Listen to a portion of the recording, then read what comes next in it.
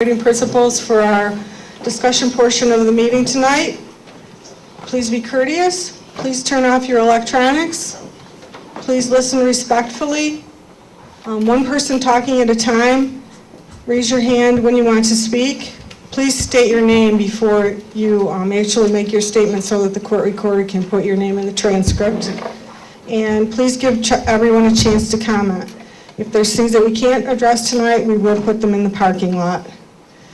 I know that there's a great deal of interest in the DOE's presentation, and there is interest also in the Restoration Advisory Board for comments. So I will let you pick whichever one you would like to address first tonight, and we'll probably try and address one and then address the other. So would someone like to start? This is Amy. I won't go through the totality of my comments to members of the existing committee authorized to have the opportunity to speak. But I do want to clarify, this is the third time this presentation has been made to the public. Bill Pawlowski and John Morrissey separately also knew that presentation to us. Okay, that mic wasn't working, so if you can somehow get them. Name on it. Well, I have those mics turned off on that side of the room, so prevent feedback. Well, we need all 9 mics to work. They all work. I'm turning them on as required. Okay. Amy, do you want, if she uses, can you turn hers up and turn mine off? Yeah. Okay.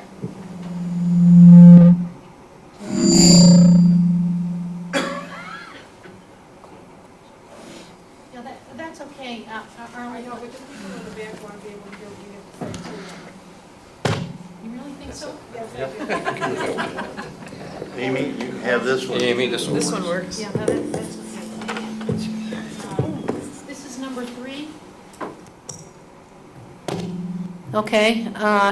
Just for clarification, this is the third time the public has been given a presentation of the RAB formation rules. Bill? Yeah, I don't, this probably isn't on, but I can speak loudly.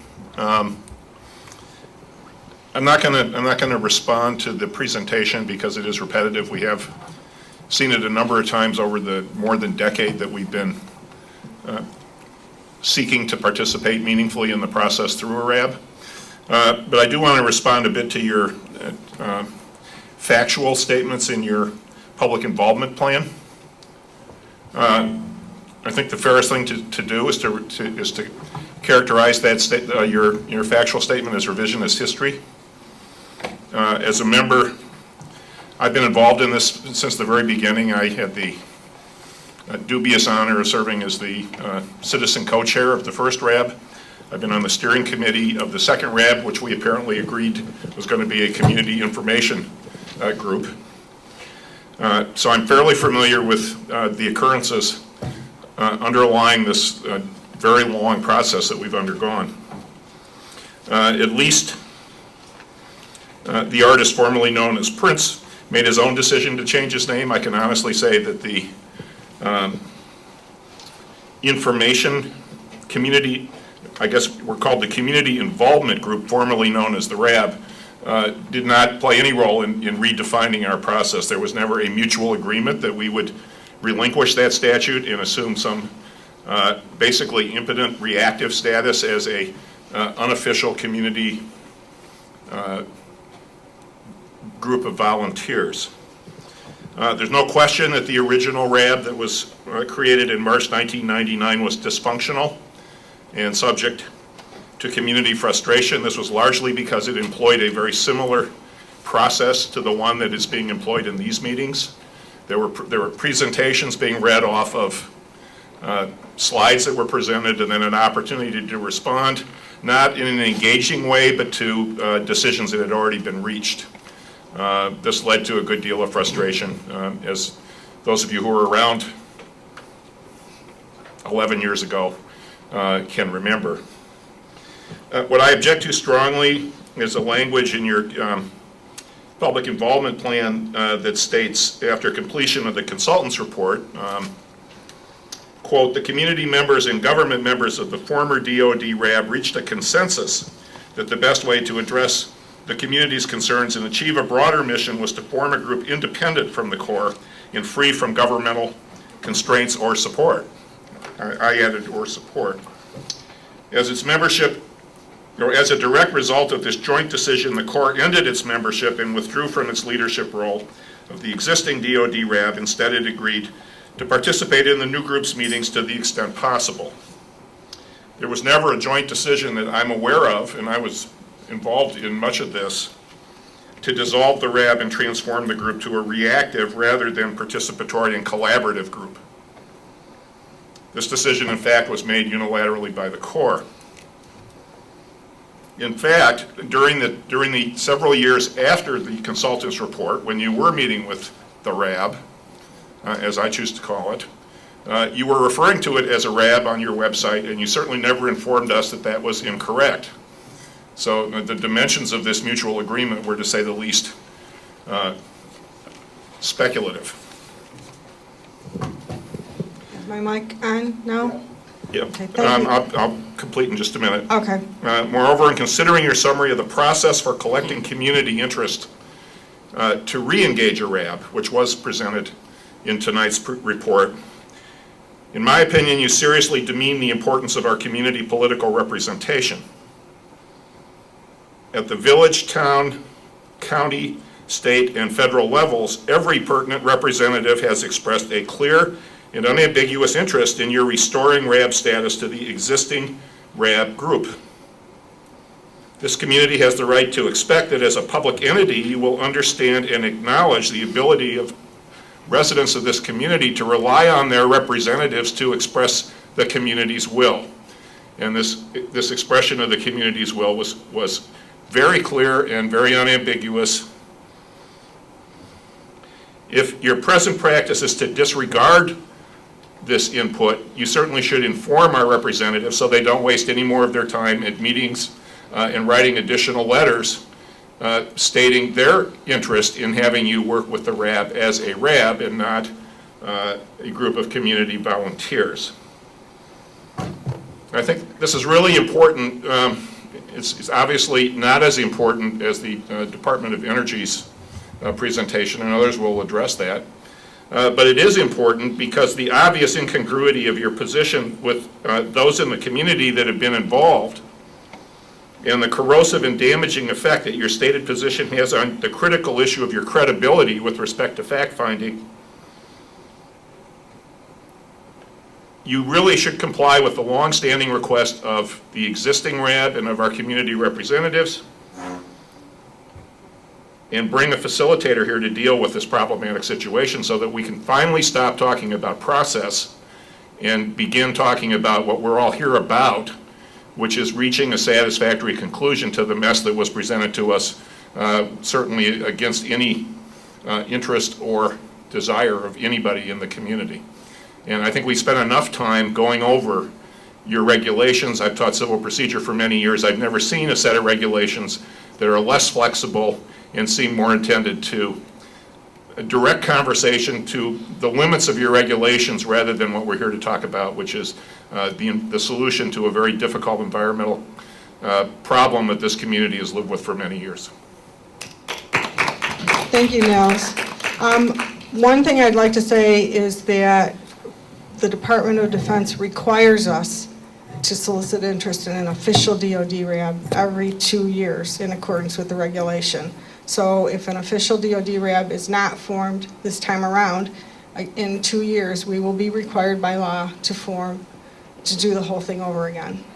But that just means 2 more years of discussing your process. But that requirement by law only applies when there is no existing RAB. And every municipal entity, our major stakeholders, the Attorney General of the state of New York believes that we have a RAB that is existing. Whether it perfectly conforms or doesn't conform to subsequent regulation is irrelevant, because in 2008, this community was told that in 2002, the Army Corps dissolved the RAB without telling the RAB members, who continued to serve for the next 5 years, that they were serving on something that wasn't a RAB, even though they were called a RAB. Every document, every website referred to it as a RAB. So our disagreement is over whether or not we were secretly retroactively dissolved, and we believe that was illegal. And the only party that has sided with the Army Corps' view of the law has been Congresswoman Slaughter's office. And again, I invite Chris to explain to us, and I believe I saw someone from the Attorney General's office here, as well as to the chair of the current RAB, Dr. Gardella, why we're even talking about RAB formation when we have an existing RAB.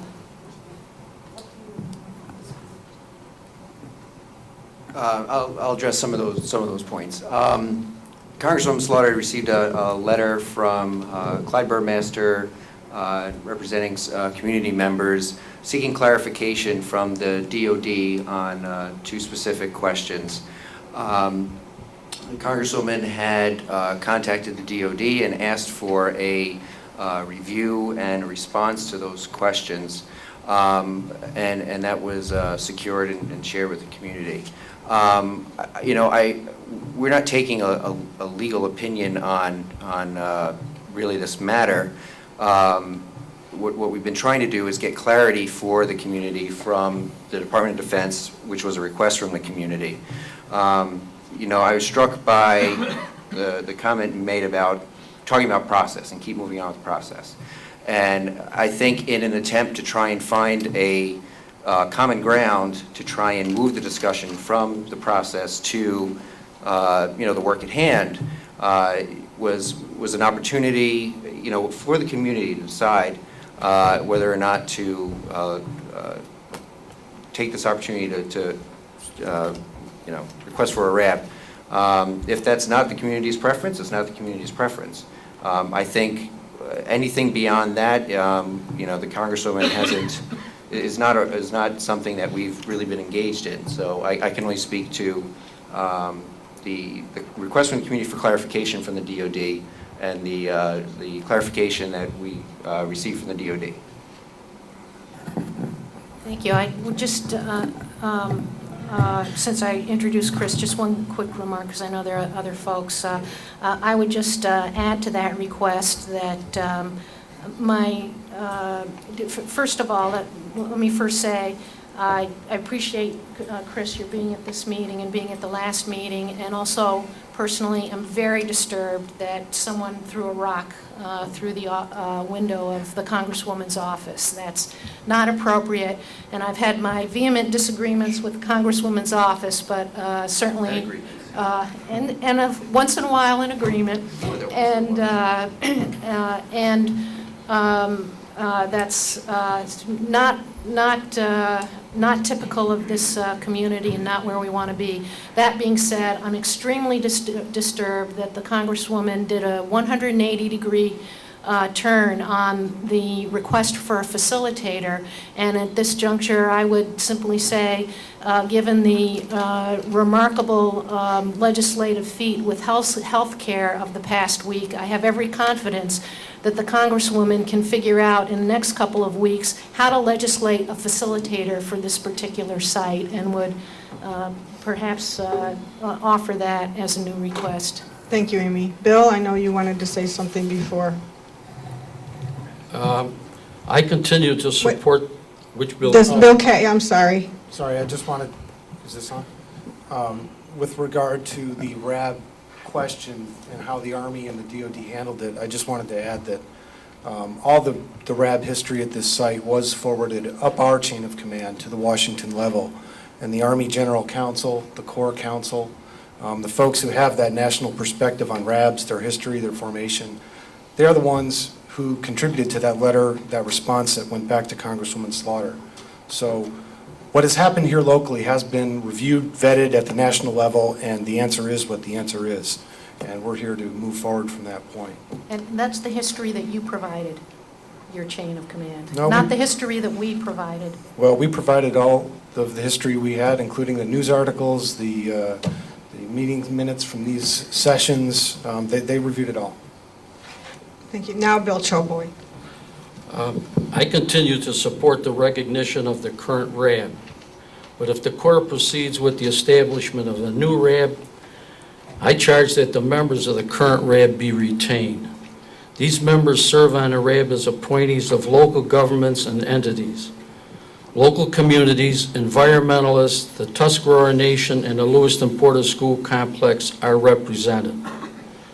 The Corps has stated that the local RAB, as they call it, consists of members with impressive levels of education and expertise. This is certainly true. Members like Walt Garrow, Professors Niels Olson, Joseph Gardello, William Beck, and the other members of the RAB are dedicated and have great knowledge of the issues of the Low. Their knowledge and years of work should not be discarded, especially now at this critical time when decisions are being made that will affect residents in the community for years to come. The community needs informed representation. Current members should be kept. It shouldn't be difficult to make any adjustments in structure necessary to meet regulations, and the community should be able to have a degree of trust that their interests are being protected. And looking at the Sentinel from last weekend about this meeting, it said that one of the following conditions must be met, and there are 3 of them. And I feel that the second one, where it said federal, tribal, state, or local government representatives have requested a DOD RAB. And we have, from January 17th, 2009, there was a roundtable in Youngstown, and it was signed by every city,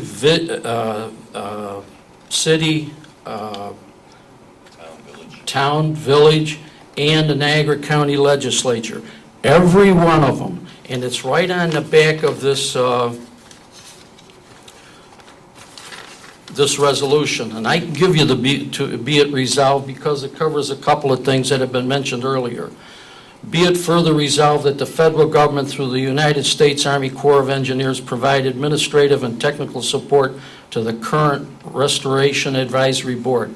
And be it further resolved that an independent, qualified third party be employed by the United States Army Corps of Engineers to facilitate resolution of any existing differences between the Corps and the current Restoration Advisory Board. And be it further resolved that once those differences are resolved, the United States Army Corps of Engineers and the Restoration Advisory Board resume working together on a successful remediational cleanup of the Low site. And be it further resolved that a copy of this resolution be forwarded to Schumer's, Gillibrand, Slaughter, et cetera, et cetera, et cetera. But it's signed by 47 officials on behalf of every city, village, and town, and the county government in Niagara County. I don't know how much more you need to have than that. And we've tried very hard. It contains 47 signatures. It doesn't include Tuscarora, who's with us, and a number of other people. We can fill this thing out 5 pages long if necessary. Candy, I'm going to give you a chance to say anything that you would like to say, and if not, I will. I think that it would be good. Can you all hear me? Yes. Good. I think it would be good for you to provide that information. Again, if there is indeed that much interest in forming a RAB, then we go through the process. And again, the important thing, thank you. Again, the important thing is that whatever resulting board that is formed has both the 2 co-chairs, both one from the Corps and one from the community. And that's really the major thing that needs to happen, and that they agree to look at issues that focus only on low, and that they come up with their own operating procedures, come up with their own charter, and that they get people who are willing to volunteer their time and serve as members of the group. Thank you, Candy. I'm going to just chime in before we go down the road any further. I need to clarify that a legal determination was made that the Corps had to follow the new regulation. A legal determination was made that the current community group was not an official DOD RAB. We are bound by legislation to follow the regulation. If we've already made the determination that the current group is not an official DOD RAB, the only way we can get an official DOD RAB is by following the procedure that's established in the regulation to get one, which means... I just cited out of the paper one of the conditions, and this takes care of that. No, that petition said that you wanted us to recognize a group that a legal determination was made that was not an official RAB. What court made that determination? The Army Corps of Engineers legal staff from the Buffalo District through to our headquarters office.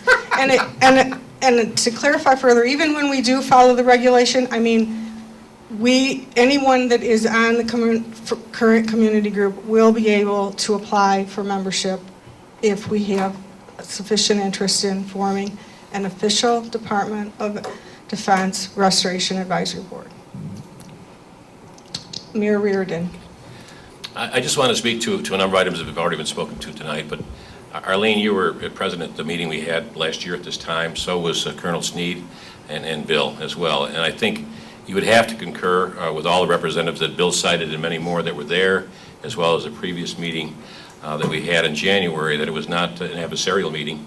It was a meeting of good communications and very constructive critiques and exchange during that 2 or 3 hour session. What disappointed me to this point, and then in the earlier presentation, was the fact that it was mentioned that it was determined that there was no community or lack of community interest in forming a RAB. And that was in the face of virtually every school board attending those meetings, our Niagara County Health Department, all of our legislators, all of our Assembly and Senate members, as well as congressional members, and members of the public. All the criteria that was mentioned in terms of interest locally in a community RAB. And I really felt, when I saw that this evening, both hurt and disappointed that in the face of that meeting, which I viewed as a genuine cooperative meeting without any adversarial exchanges on the cause of at least reinstituting the RAB, a RAB, in fact, that met every criteria that has been examined here earlier, but to hear this evening that there was no community interest, or was viewed as a lack of community interest, on the level of 47 legislative representatives, school boards, chambers of commerce, as well as local environmental experts that attended that meeting, and it was totally nonpartisan. These are representatives, residents, civil groups that came out and said, we want a RAB, we want to support the current RAB, but in any case, we must be represented by a RAB without question. And to hear that earlier this evening, that there was no local interest, I thought was a sham at best. And I don't know if how do you want to address that? Okay, the meeting that you held and hosted for us, Yes. we appreciate that very much. That meeting was held after the decision that we're talking about in this presentation. The decision that was made that we're talking about in this presentation was made the summer before. We asked for input from the community. We received between 21 and 25 letters from the community, and 18 of them indicated they wanted us to recognize a group that we legally could not recognize, and the rest of them did not. They were mixed between those that did want a RAB and didn't want a RAB. When did they view there was no interest in the local community? When was that rendered? That decision was released in June or July of 2008. And that was, Bill K., correct me if I'm wrong. The letter is in, was that based on a core assessment of the community interest? at that time, yes. It was before, that decision was made before you hosted the meeting for us. After the meetings we held, which you certainly were a major part of, Has that mood changed? Has that view changed in terms of community interest? I mean, we can well exceed and have the 50 letters needed from the community, as well as another few hundred from the major representatives and civic groups and so on. So I wondered if the Corps feels differently after attending those meetings and participating in those meetings. Bill Kay, did you want to speak to that? It's, Mayor Reardon, I can't see you, but it's very clear, there's no question about the level of community interest. And what it comes down to us is not whether or not there's community interest, but whether the community wants us to do what we're required to do, and that's form a RAB per the regulation. To ask us to do something that we're told we can't do is not community interest in having a RAB. And I mean, that's how we're going to have to view any input we get in this coming session, is whether or not the community wants the Corps of Engineers to form a RAB for DERP FUDs or not. And if the answer is yes, then we'll follow the process here. If the answer is to go back to recognizing a group that does not conform to the requirements and the regulations that we have, then we view that as a no. And we will pursue life in our outreach program without a RAB. So there's no disrespect intended or lack of acknowledgement of community interest. That's crystal clear. Dr. Gardella? So just for the record, my name is Joe Gardella. I'm a professor in the chemistry department at the University of Buffalo. And I'm here to speak tonight about the Restoration Advisory Board and address the important aspect vis-a-vis the status of the remediation of the Niagara Falls storage site. I serve as the elected chair of the steering committee of the Lake Ontario Ordnance Works RAB as an appointee of the Lewiston Porter schools, which are sited on land that was part of the original Low site and adjacent to NFSS and Chemical Waste Management. I serve them as an official environmental consultant, serve the Lewiston Porter schools pro bono, governed by a memorandum of understanding approved by the Board of Education in 2005. The real issue we should be discussing at this point is the status of NFSS. There's clear and significant evidence based on uranium testing that the site is leaking, and that's not on the agenda tonight. Instead, we're going to talk about the RAB, and so I would like to say a few items about that. There were many people, including my distinguished colleague to the left, who were in the room when the RAB was reorganized in 2002. As he stated, no one was told that it was dissolved until the plan that was disseminated in 2009.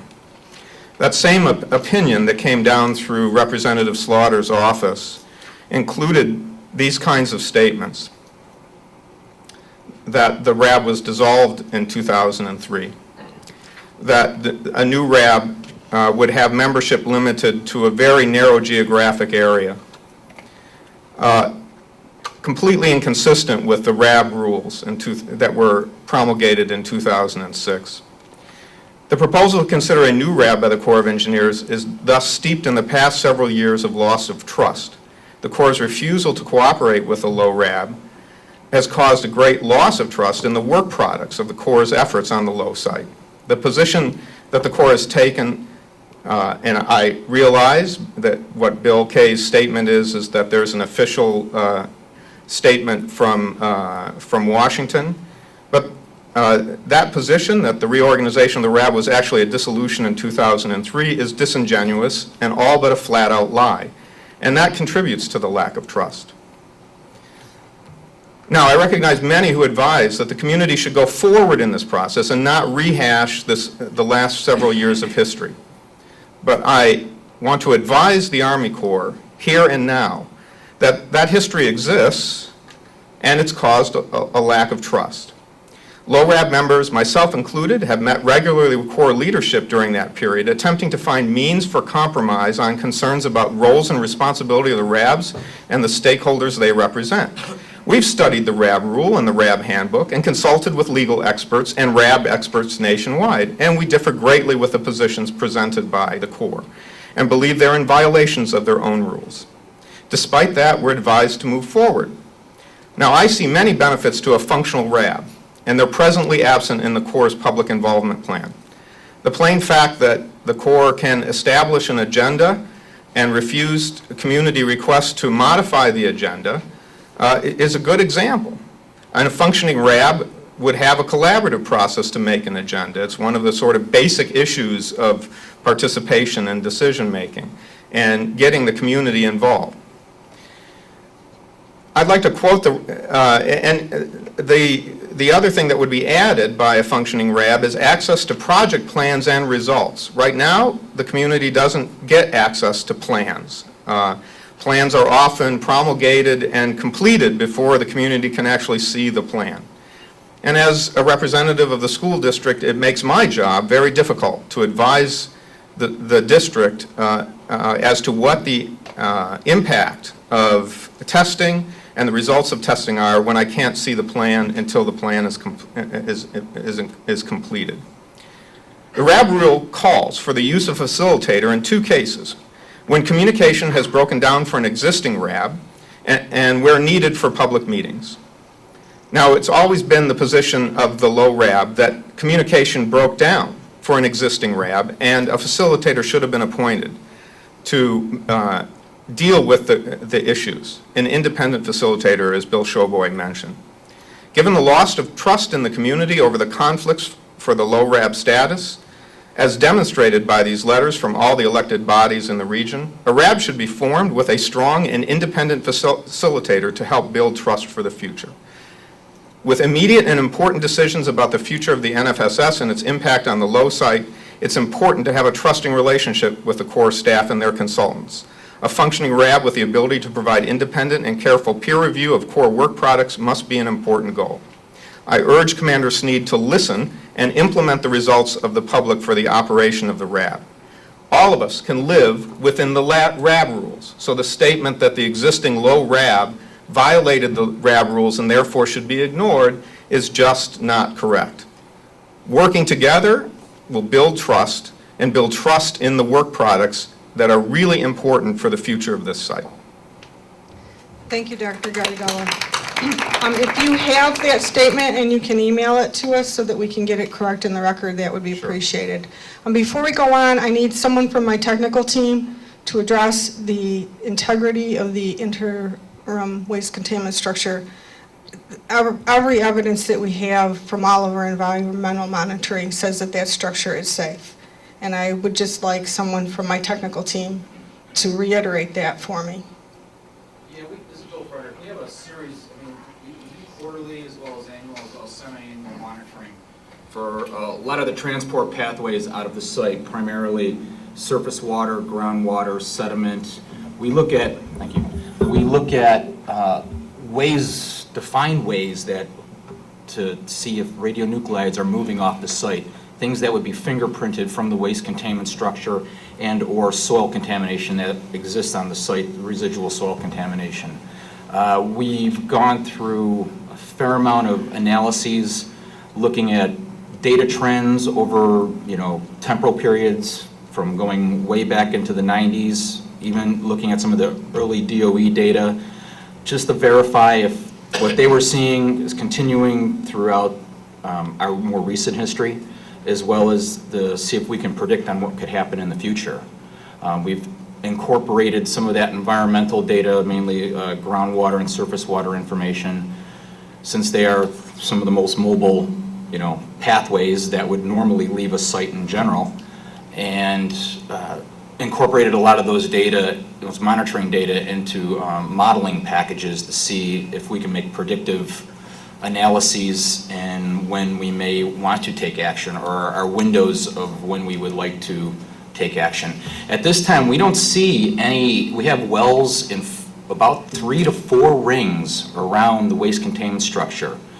We've installed, the Corps, I'm not going to say it off the top of my head because I'm not sure, because we just went through a whole nother round where we installed a whole bunch more wells on the site, is that we're seeing impacts to the groundwater, but if you look at the operational nature of the site throughout the 40s all the way through to the 80s, you can tie a lot of those impacts outside the waste containment structure to things that occurred on the ground in history.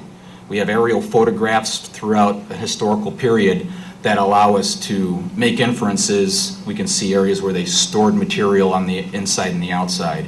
And the wells that we have in the first ring around the waste containment structure do show impacts, but they don't show increasing impacts that would be indicative of an outward leakage and increasing contamination on an outward basis.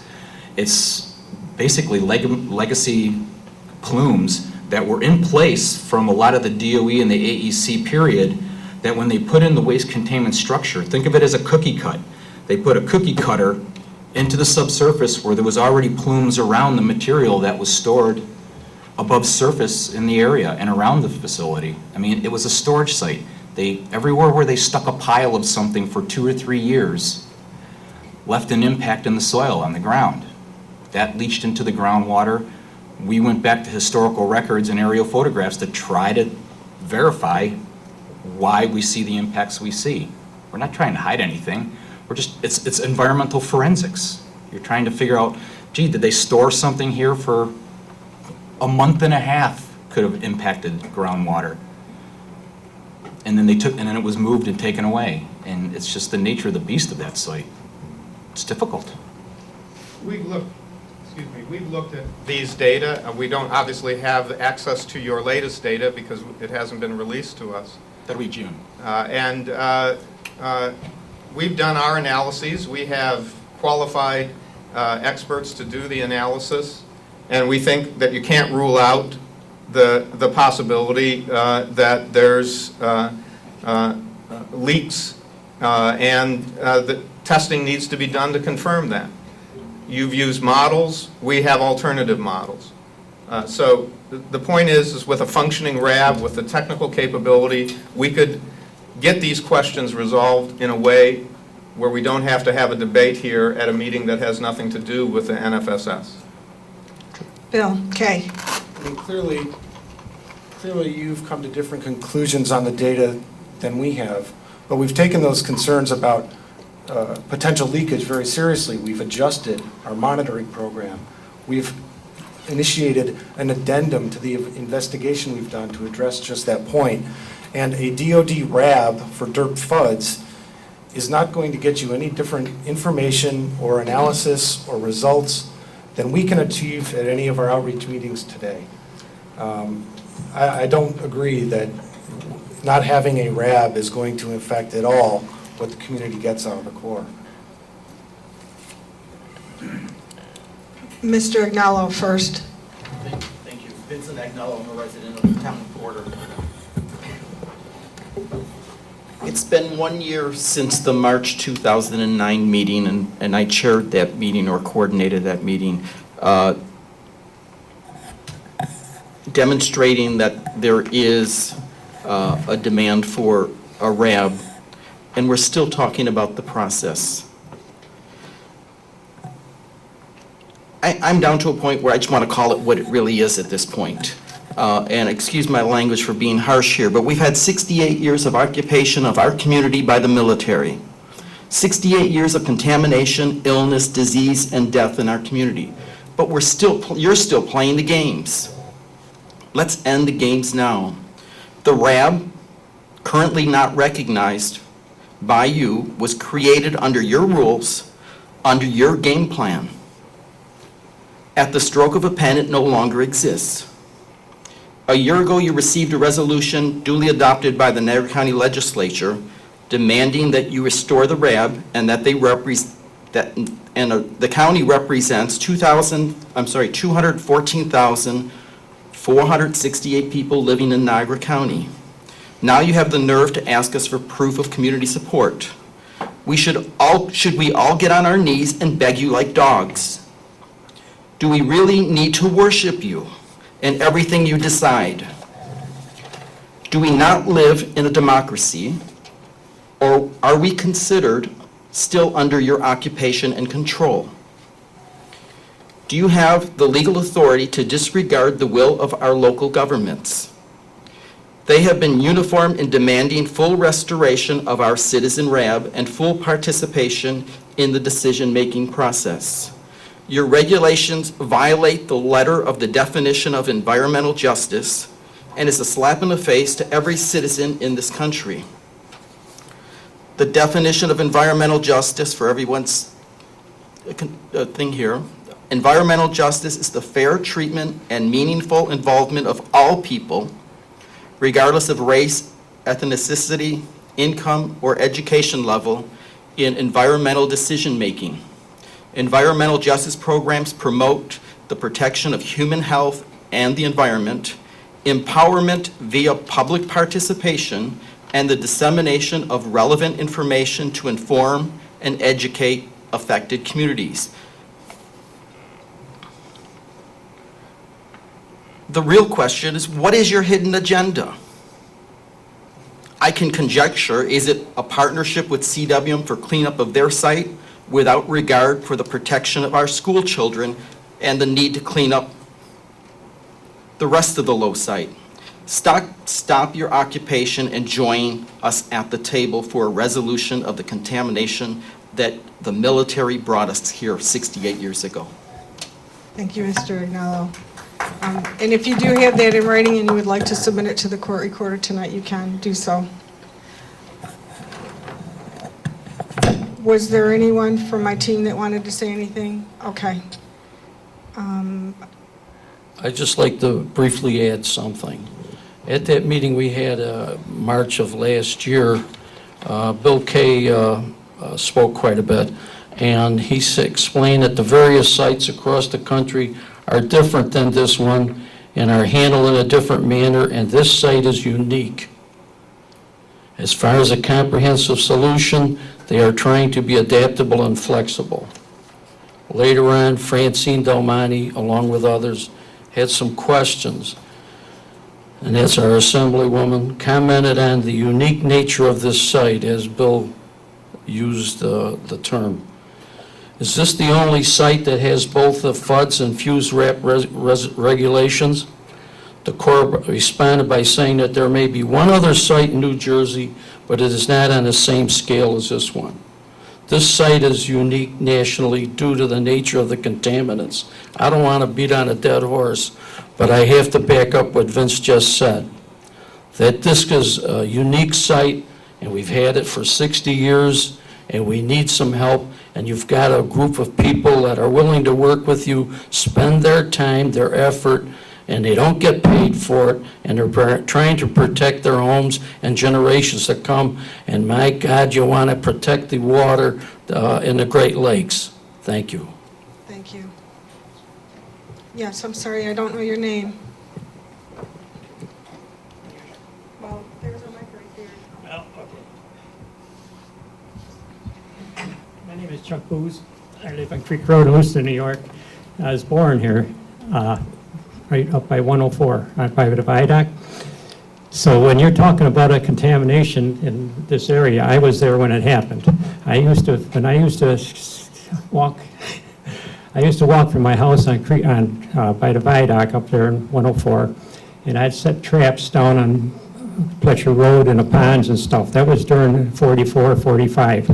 And you could have set a trap, you'd have to go pick it up the next day, and because I didn't have enough time to do it during the week. You could only have them set for 24 hours, and you had to pick them up.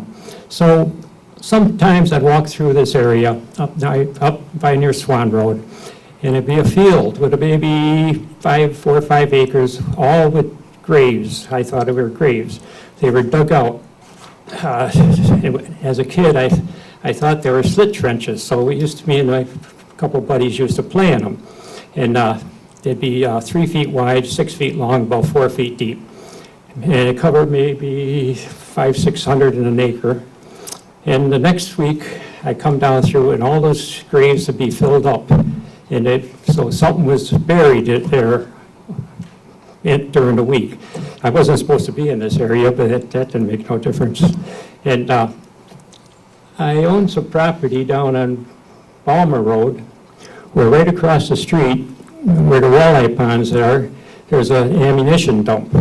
And I talked to the lady that used to drive truck to dump there, and they lost 1 bulldozer and 2 trucks in that pile. But that's a long time ago, and the ammunition probably won't hurt you. Every once in a while, Balmer Road would catch fire. The powder coming out of the back end of the trucks would hit it just right, and then the whole road would flare up. And right off the end of Letts Road, I didn't see it, but I fell in about my same age. His grandfather was employed by the Army Corps of Engineers or the Army, and right about 200-300 yards right off the end of the Letts Road, he saw a train come in there, and they buried it. And along Porter Center Road, the phone company tried to bury a cable, and they hit Jeeps and half-tracks, probably from the first atomic explosion, I don't know. And so they had to get permission to move 100 feet inland to bury a cable for the phone company. And I see on the map here that I own a property by the Walleye Ponds. I also own property down on Balmer Road. And I don't know. The reason I think that this area had all that stuff brought here is because of the clay. The clay is so dense that you get very little movement of the contamination. And when they took the towers down, I worked at Carver on them, and I worked with plutonium for 5 years, and I had enough for an atomic bomb. And I was the only person in the world that could get at that material, and I had clearances all up, Anyway. Well, when they brought me the plutonium, they brought it in 250 gram containers with lead and stainless steel and this and that, and they had them in bird cages, which keep them 3 feet apart in case they got in a wreck someplace, they could explode. And the guy from the FBI told me that there was $5 million worth of platinum in those towers that they took down over by where the towers were. And the radon coming out of the top was a lot of radon coming out. But radon has a short half-life, so you have to be pretty close to it for it to bother you. And after they took the towers down, they got clay from my property on Creek Road to cover them, and it was blue clay. And they had to use that because it's impermeable. I mean, the water won't go through it at all. And so I was in this, when you say 60 years ago, I was here 60 years ago, and I played in this area, and I got nothing wrong with me. I lived there. We used to catch fish in that pond off Fletcher Road and eat them, where the shit yellow coming out of the out of the plant there was going in. There was a big pond there, and we used to catch bullheads there and we eat them, but that was all right. We never had any problem. So I don't know. I think this area, because it was so unique with the density of the clay, that's the reason that all that stuff is here. That's all. Thank you very much. Jim Rauch. I'm Jim Rauch. Can everybody hear me? Jim Rauch. I'm a pharmacist. I actually commented on the NFSS draft EIS in 1980s out here, and I've followed the site ever since, and I've been participating on and off. I've been pretty disillusioned lately by what's going on up here, so I haven't been here in a few years. I think, I've also am involved with the West Valley Coalition and a group in Tonawanda that's dealing with the Tonawanda site. I know Arlene from Tonawanda. So I've been at this for 30 years at local nuclear waste sites, and a major concern I have is the lack of coordination. I mean, I think the Lou NFSS site is a really good example of that, the lack of coordination between parties responsible for the various waste sources. It makes no sense at all. Well, first of all, let me just back up. In 1980, I think the problem here is institutional memory. We've got a new NFSS USACE project manager that I was speaking to during the poster session. I asked him how many project managers there have been at NFSS over the years. He didn't know. There's been several DOE project managers, and then there's been several USACE project managers since '98, when Congress unwisely turned the program over, the implementation of the liability known as FUSRAP, the federal legal liability known as FUSRAP, which is really not an act, it's simply an appropriation, an annual appropriation of the Senate Energy and Water Committee. That's all it is, to address illegal liabilities, wastes that were left illegally on properties by past operations of either the Manhattan Engineer District or the Atomic Energy Commission, all predecessors of DOE. So, I mean, fundamentally, there's a lack of understanding, even by the people inside, the contractors for DOE, that are constantly coming and going, the DOE officials themselves. I've seen this at West Valley. It's the same situation down there. And it is a major, major problem. We've got, where we're sitting today, with 2,000 curies of radium-226 in the water table in a tumulus that is going to fail. There's no question. I mean, we're arguing whether it's leaking. We can't say whether it's leaking. Okay, we really, I mean, we can't, you know, because of the description by Bill Frederick earlier. Wastes were just dumped all over the place on the ground. They blew. They're on vicinity properties now that are the loose site. So we got a jurisdictional question here. I mean, you know, properties were accessed. They were turned over to private hands. It's happened to Tonawanda the same way by the GSA. And they were turned over not meeting the standards of the day. The Tonawanda properties were turned over with source material, in excess of source material guidelines. They had to be licensed. They weren't. They were sold. In fact, the Buffalo News advertised the Hayes property, which is where the Ashland Oil Refinery structures were along the South Grand Island Bridge approach. The Buffalo News, which is a member of the Chamber of Commerce, which was recruited by the feds, advertised that property as uncontaminated. It was bought by Frontier Oil, a subsidiary of Ashland Oil. And they understood it was contaminated. It was an inside deal. You know, the government looks the other way, they put their tank farm up. I mean, the corruption here is incredible. It's absolutely incredible. I suggest people go and look and read the Federal Connection. It's on the web. Just Google Federal Connection. Look at the facts website if you want to look at Tonawanda. I've got a website as far as, it has a section on nuclear waste issues here in Lewiston. The environmental laws have been broken here. In 1980, the original EIS, and many of the officials here tonight don't know this history. So I'm going to, you know, take a little time and explain it. And a lot of the public doesn't know because they come and go and they're transients. I've been approached by a lot of people that have moved in to the areas surrounding the Newport building, school system, that had no idea, you know, what they were moving into. You know, and that's a failing of the agencies and the political process.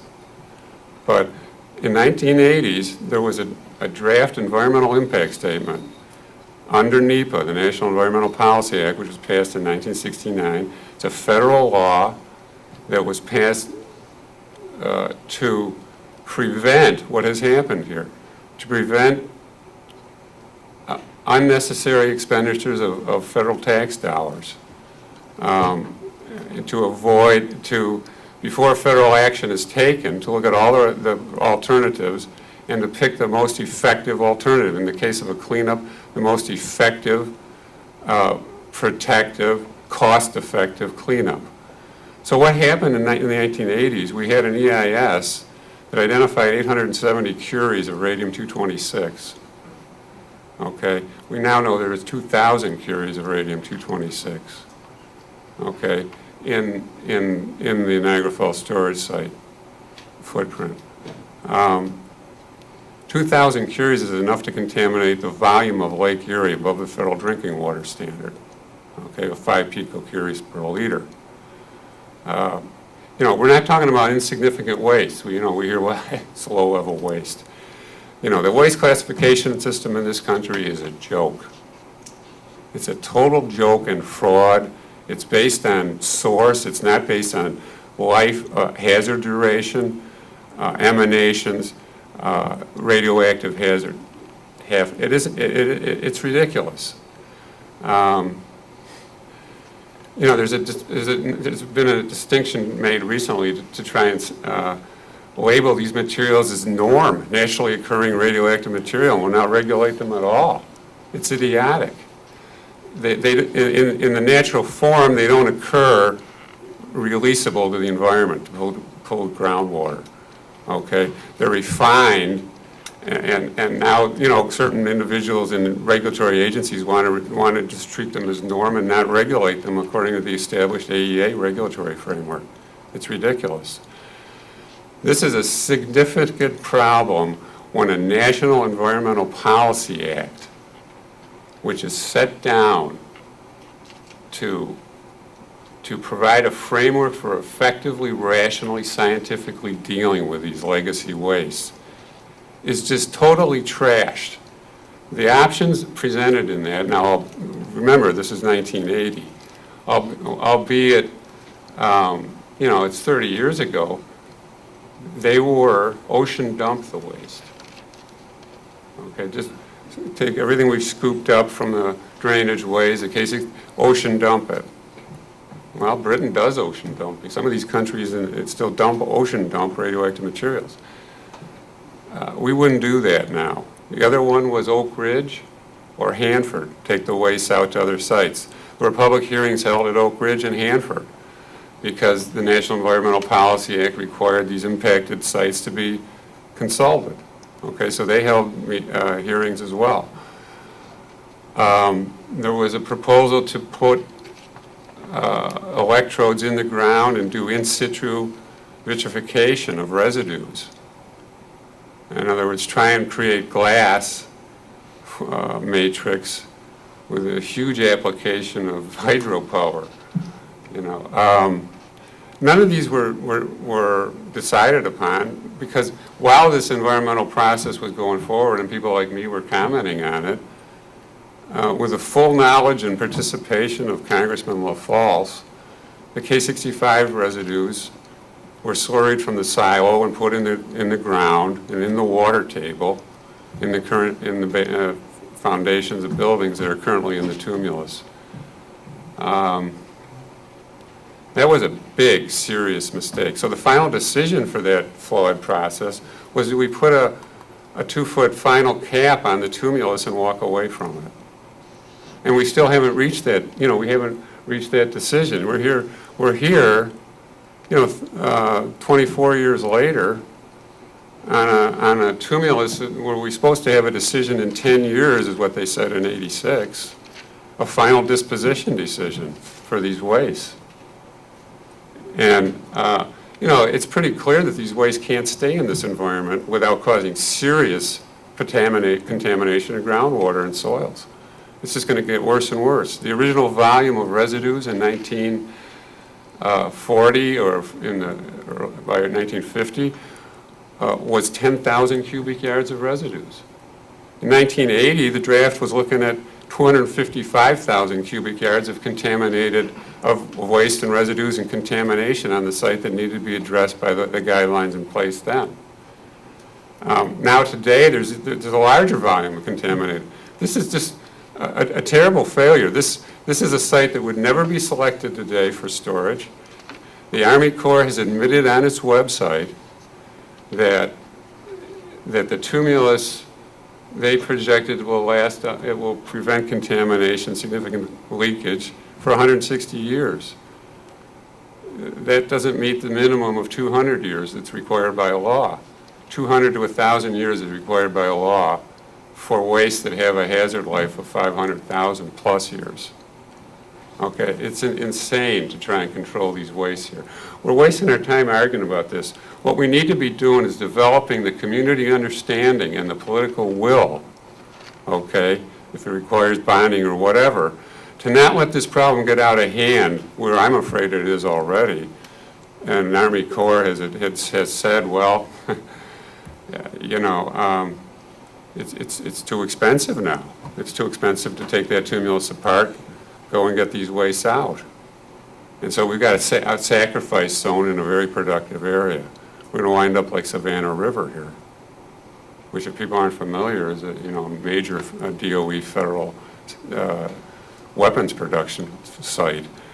And we've got West Valley that has millions of curies of long-lived waste that is going to contaminate irretrievably the drainage of that site, and that's going to affect millions of people drinking water downstream, including the Erie County water intakes, the intakes in the Niagara River. So, why don't we start talking turkey here? And, and first of all, when we put out a publication like this report that DOE's put out verifying past activities, why don't we admit, why don't we tell the public really what's happened here, why we're in this mess? Why don't we tell them in our history that these properties were illegally accessed, that they were turned into private hands illegally, because they were. We listened for years and years, no, they're not, they weren't illegally turned over, and then we found out they were, because they exceeded the standards of the day. Licensable source material. So, I participated with the Roll Group in 1994 in a small citizen survey along Fletcher Road, and we found with a sodium iodide crystal, 1 inch or 1.5 inch crystal, we found areas of elevated contamination. I have a few questions that I'd like to address to Chris Clayton, because he's representing DOE here. What was our citizen report, are you aware of it, first of all? It was produced in 1994 after 1991, when you determined that your activities met your guidelines. We need the title of that report to see if to be more specific. Sir, we need the actual title of the report to see if we have it in our... Well, I'm sure it's been provided, it's been provided many times in the past publicly. I guess my question is,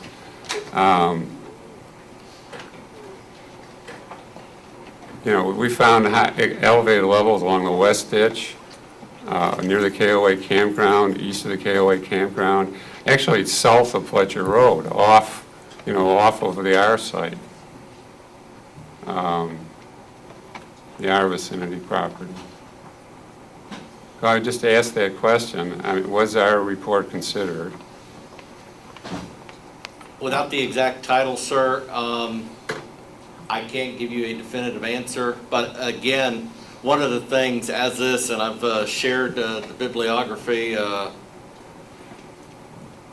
prior to the publishment of this, or the releasing of this draft report, is take a look at the bibliography, and those are what we considered in there.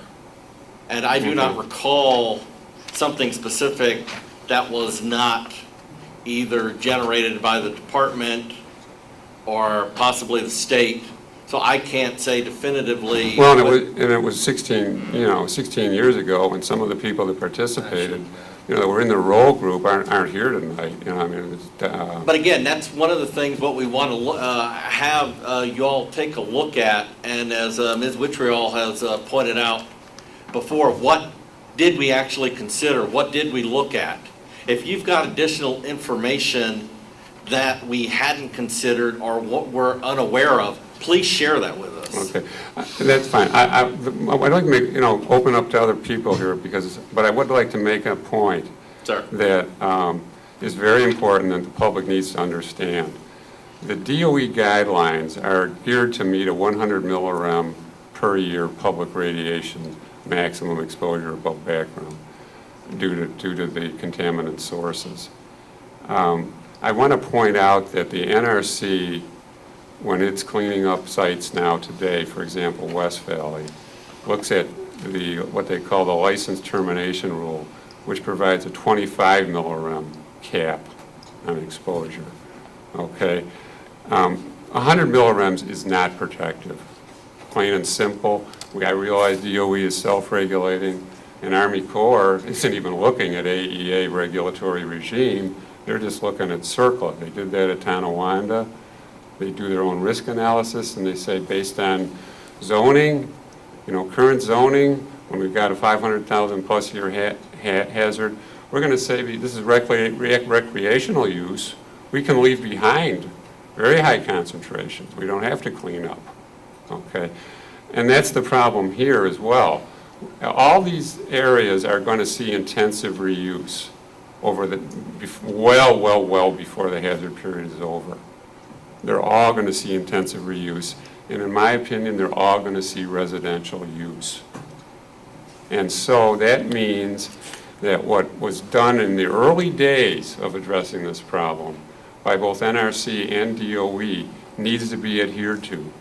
Not this risk analysis that's being done under CERCLA. What needs to be adhered to is sound science that was developed early on that determined, NRC had a branch technical position in 1983 on on-site storage of uranium and thorium wastes that determined that it had several options. Option 1 provided for unrestricted use under a residence scenario. And in that scenario, the cleanup criteria are 5 picocuries per gram soil contaminants for the whole uranium-238 decay chain. U-238, U-234, thorium-230, radium-226, right on down. That they felt was protective of the public. It's questionable whether that would meet the 25 millirem NRC standard. This is what we need to be working toward here. The community needs to be working toward this. Congressman Slaughter's office needs to be working toward this. I note in this report that hotspots, this hotspot exemption in the DOE guidelines, they're going to be left. They went and verified that they've got hotspots, that they're going to be left because when we average them over, so 270 square foot or less hotspots are going to be left. That's not acceptable. That's not acceptable on a rational scientific basis by anyone in the public that understands it. It's not acceptable, and it's stupid to find this stuff and leave it. That's been found in both the supplementary standards that were put in place for the central ditch don't meet the test of science to protect the public in the long term. The west ditch has 17 to 42 micro-R per hour exposure. That doesn't meet the 10 micro-rem per hour above background standard of the DOE, and yet you verified it. I find that a contradiction. Again, sir, main thing I can say is point those out or submit that to us in your review, and we will address it. And we will give you a response based on what we find and any further investigations that precipitate from your recommendations and or descriptions. So, I will do that. Okay. And my main focus of my comments tonight, though, are, we've got to get a handle on this major problem. And I don't want to see more and more. I don't like to see the Army Corps saying that, focusing on it's okay. It's not leaking. We're okay. And then I die, and then Amy dies, and then. I'm not going anywhere. Well, my point is at West Valley and at all these sites, technically oriented members of the public aren't being replaced by the younger generation. They just simply aren't being replaced. And we have this merry-go-round of agency officials that never come up to speed, and we're going to wind up with a sacrifice zone. Thank you. Thank you, Jim. Amy? Just for the record, my father's in his 61st year of teaching, so I'm just getting started. Going back to the most important issue, which is getting the NFSS residues out of here. Anyone involved in the early 80s and putting them in this temporary storage cell today is shocked that we're even sitting around talking about what to do with this stuff. With respect to Bill Frederick's comments, while we certainly have said many times in the past that Army Corps contractors have really done some excellent work on the site, there have been a lot of gaps, and regardless of the various iterations of the RAB since 1999, the Corps really has no public confidence or trust because, as Dr. Gardella said, we never get the sampling plans in advance, we never get to comment on them, and as a result, we see taxpayer dollars being expended towards going back to do things that we've recognized in terms of gaps, but were provided the document only after the decisions were made and the field work was begun. We had a December public meeting, now a March public meeting. We had the second most critical remedial investigation regarding the NFSS take place last fall. Nobody told us about it until after it started, and only now are we looking at the final scoping document and finding more gaps. Bill, we're appreciative of the additional 23 wells, and we disagree that with 23 new wells, we really have any sort of trend line in which to conclude that the cell is not leaking. Plus, we have no fate and transport analysis on which of these radionuclides are going to travel faster than others over a period of, the 60, 70 years since they've been there.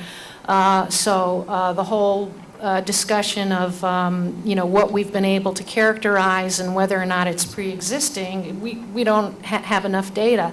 And what we do have raises very significantly the specter of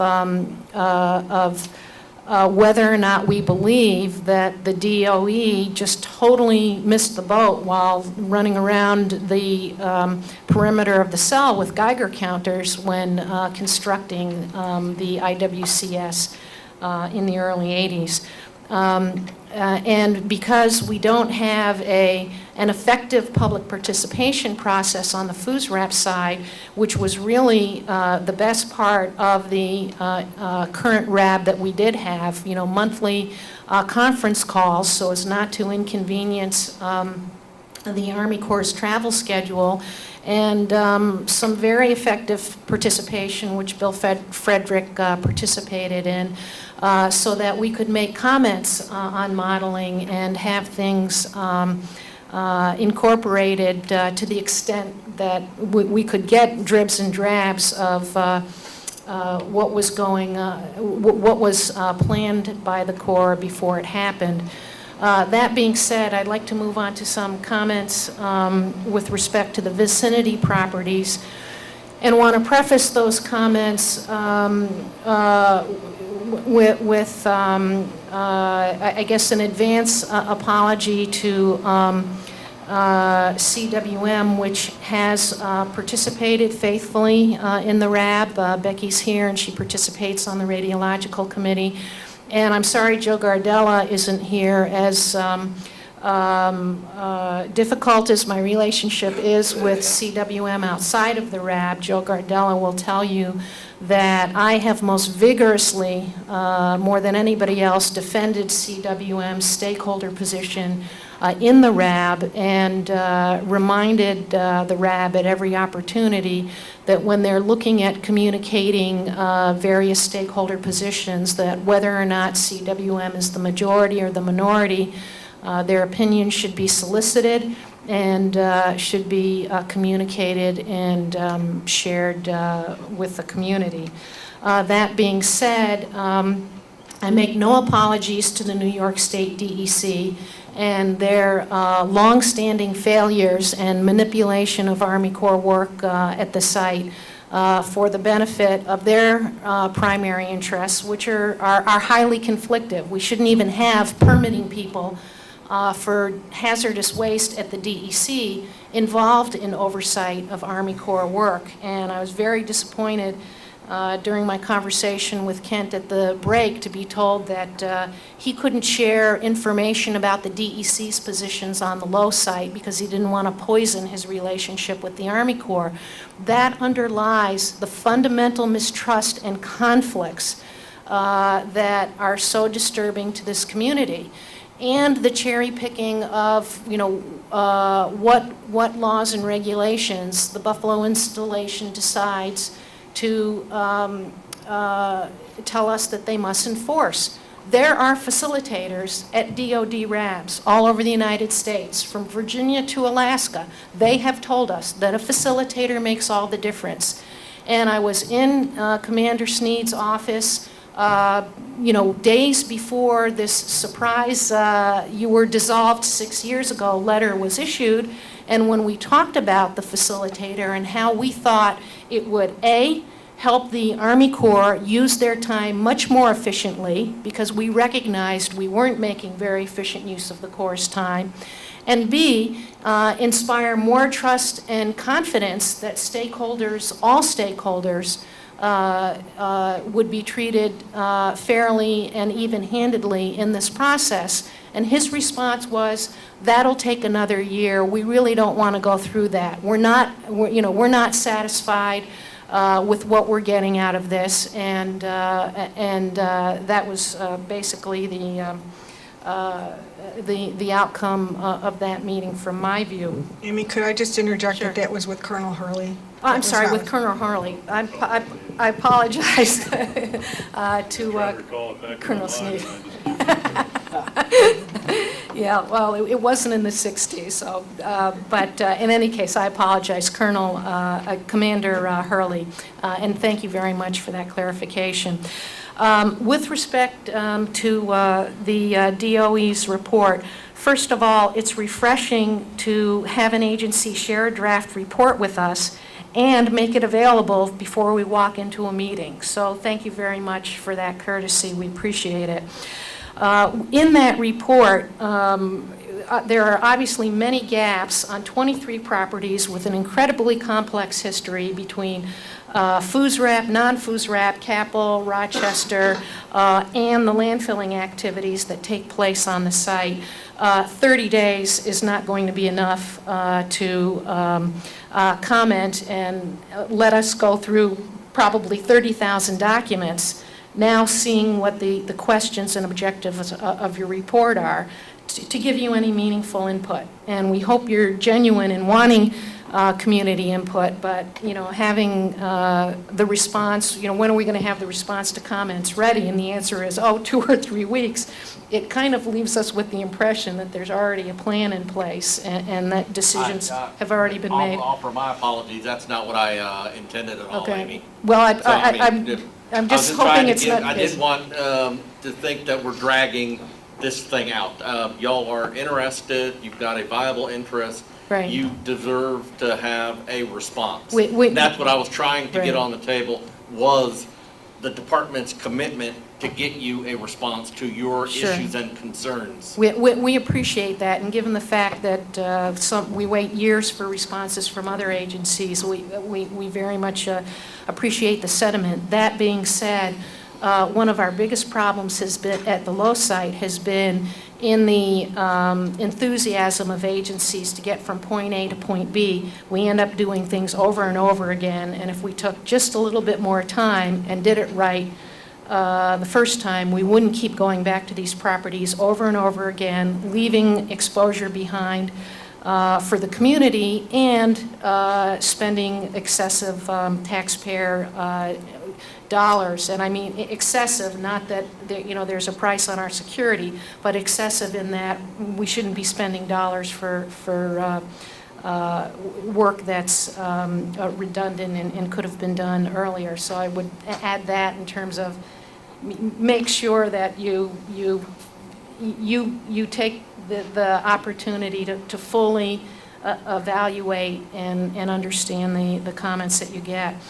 What I like to do is just express some concerns about the process which has been set forth, because this really isn't the forum to go into great detail about the gaps that we feel are in the report. But just this whole process for sending people, referring the Corps to spend federal taxpayer dollars on close vicinity properties. The report says DOE uses the following criteria to determine if a site should be referred to the Army Corps for further assessment, which automatically means resources and dollars. A third-party characterization or survey reveals existing MED or AEC-related contamination that was not previously identified. The only surveys that have been conducted outside of the NFSS and open vicinity properties are surveys conducted only by CWM Chemical. Your second criteria is a review of historical records indicating potential for existing MED AEC contamination not previously identified. In our view, this is the entirety of the low site, and I can remember sitting in DEC Region 9 in 2003 with Kent Johnson and John Mitchell, imploring them to consider problems at close vicinity properties, and we were basically dismissed. So this whole process has only come about since CWM has made requests to the Department of Energy to revisit closed vicinity properties. I have to correct you there. CWM has never made a request to the Department of Energy to address any closed vicinity property. I would say technically you're correct, but from the communities. We've got CWM's representative right here. Well, let me finish, Chris. I didn't mean to, No, you're casting an aspersion that there's collusion and. Before we get to the collusion issue, while I do have some aspersions, they're not with respect to DOE. And I'm going to talk a little bit about the Army Corps and the DEC's participation in this. But the bottom line is, this process was not begun, and discussions between the DEC and the Army Corps about what to do about the closed vicinity properties did not take place. This site has been ignored by the New York State DEC until it interfered with CWM's expansion application. The third criteria that's set forth in this report says that an individual with credible institutional knowledge provides information that additional MED AEC contamination might exist that was not identified in previous assessments. What the message that sends to us is that the DOE will give credence to DEC and Army Corps input, but can exclude a county health department or an attorney general's office, and that an institutional knowledge may exclude a referral based on public input. And certainly Chuck gave us some examples tonight of input that may have some very serious merit, and in my view needs to be evaluated and considered whether or not it's endorsed by the Army Corps or the DEC. From my view, the process that's outlined in the draft report is unacceptable and gives the agencies free rein to lobby DOE for expenditures on closed vicinity properties absent transparency and meaningful input. The recommendations that we would have would be each request and comment from the agencies, whether DEC, the Army Corps, et cetera, must be transparent and available before, not after DOE decisions are made to refer closed vicinity property to the Corps. The public must be given a reasonable period in which to comment on information provided by any agency or stakeholder issuing a request for a referral. Secondly, potentially responsible parties and agreements on allocable taxpayer costs must be identified in advance of any approval to allocate federal resources to a closed vicinity property. Third, referrals and associated funding should be appropriated for investigations into vicinity properties impacted by potential migration from the NFSS and publicly owned properties. The size of a corporation, such as CWM and its facility and its affiliates, dwarfs the financial capacity of the village of Youngstown or the town of Lewiston to do the surveys and do the sampling that CWM has done, which it is doing anyway as a requirement by our state agencies to make an application to expand its landfills. And we're also disappointed that the agency has not exercised its authority, the state agency, and made accessible until it interfered with the application, some of the radiological contamination problems on CWM vicinity properties. Referrals associated for funding should be appropriated for investigation, therefore, where we may have some data gaps. And 2 years ago, when I discussed with Kent Johnson concerns about vicinity property X and the need to support a request to the Army Corps, the DOE, or whoever the responsible agency was to look more closely for property at the for problems at the Lewiston property, was dismissed. I don't want to diminish Kent's concerns about the physical hazards, but we got no help again until a request came from a neighboring property. And lastly, funds should not be appropriated where a state regulatory authority is already available to require investigation and remediation by a responsible party. According to Bill Kowaleski, FUSRAP does not require a potentially responsible party process in advance of investigating and remediating contamination. It would be inappropriate for DOE to refer the Army Corps to spend federal taxpayer dollars at CWM and then later, if ever, try to collect this insulated subsidiary company, which has only toxic assets, both literally and figuratively in this case.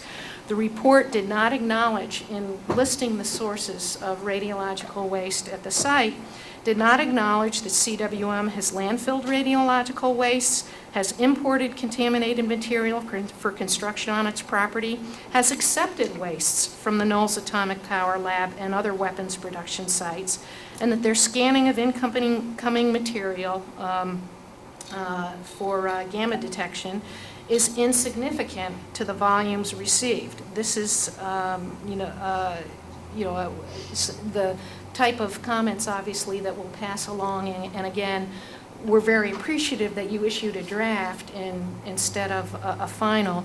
But my view is we give you all this information, and the way this report is written, once that happens, the requirement for public participation is over, and then DOE sits behind closed doors with the New York State DEC, which has conflicts at this site, and the Army Corps of Engineers, which has its own set of objectives for the site, and they provide whatever information they want that may not be shared, certainly based on historical practices, won't be shared with the community until after the decision is made, and will basically be pointing DOE to areas where data is available, which has only been promulgated by the more financially endowed stakeholders, as opposed to the areas that we believe have the highest risk and are publicly accessible. This report does not limit referrals of future contamination and information to these publicly accessible vicinity properties, and that's why I've come to the conclusion that this process was really created not to deal with the risk in the closed vicinity properties, but now that finally, because of the New York State Health Department order, the problems on the closed vicinity properties have interfered with a landfill application, that now finally we have some cooperation from the DEC and the Army Corps. And again, that's not to cast aspersions on the DOE, because to date you've conducted public interaction that is very different from what we've been used to with the Army Corps at this site. and we're appreciative. So thank you very much. Thank you. The one thing, I don't know, I talk loud enough anyway, but in all honesty and complete sincerity, the vicinity properties, for all intents and purposes, probably around 1990, 1991. From 1990 to 1991, the Department of Energy, for all intents and purposes, treated those properties as closed, finished, records only, a little bit of tweaking here, there. I mean, there was not like at a Umtrica site where there was a constant DOE presence, a constant monitoring, a constant surveying, constant interactions with stakeholders. The Corps of Engineers alerted us that there was a stakeholder interest within the vicinity properties, and we started taking a more of an active role within these vicinity properties.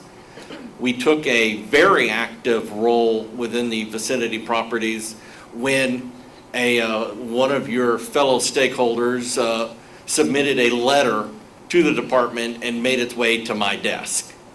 It concerned the central drainage ditch.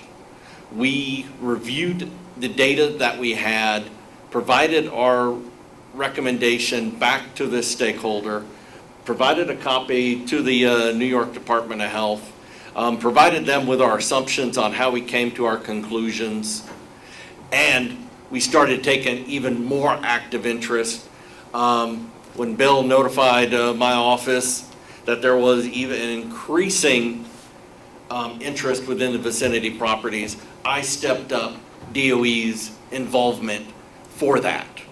And again, my intent is to demonstrate transparency within this. Congress has defined the particular roles that DOE must follow, what the Corps of Engineers must follow, and then what DOE must follow once the remediation is completed.